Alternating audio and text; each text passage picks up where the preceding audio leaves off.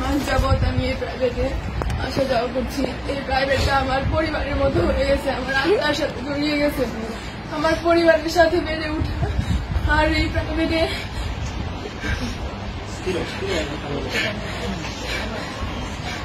প্রাইভেটটাকে আমার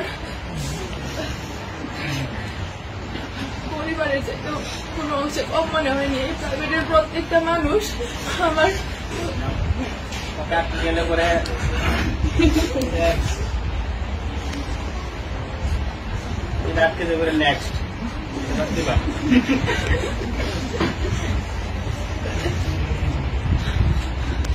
আর আমাকে সমাজকর্মের সঙ্গে শিখাইছে যে কিভাবে নিজের অন্তরে লুকিয়ে থাকা প্রতিভাকে জাগিয়ে তুলতে হয়, কিভাবে স্বপ্নকে বড় করতে তুলতে হয়, নিজের প্রতিভাকে জাগিয়ে তোলার প্রেরণা জাগাইছে স্যার।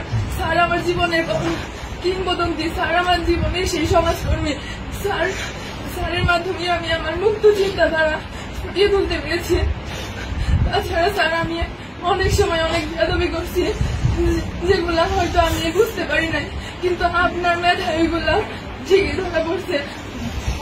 আমার বন্ধু বান্ধবদের সাথে অনেকের সাথে অনেক খারাপ ব্যবহার করে ফেলছে অনেক সময়, সবাই তোমরা আমার দৃষ্টিতে দেখবা।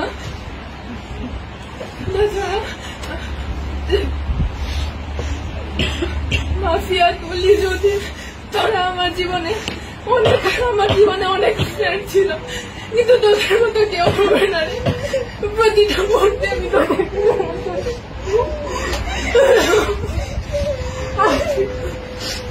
দীর্ঘ 12 বছর পড়াশোনা জীবনে অনেক স্যারের সাথে পরিচয় হয়েছে, অনেক বন্ধু বান্ধবের সাথে পরিচয় হয়েছে, কিন্তু স্বামী স্যারের মতো কেউ হয়ে উঠতে পারিনি আজ পর্যন্ত। আর তোদের মতো ফ্রেন্ড আজ পর্যন্ত হয়ে উঠতে পারেনি। আমি ক্লাসের মধ্যে অনেক কথা কাউন্টার দিতাম যাতে অনেকেই বিরক্ত হইতা। সবাই আমাকে ক্ষমা করে দিও। আমার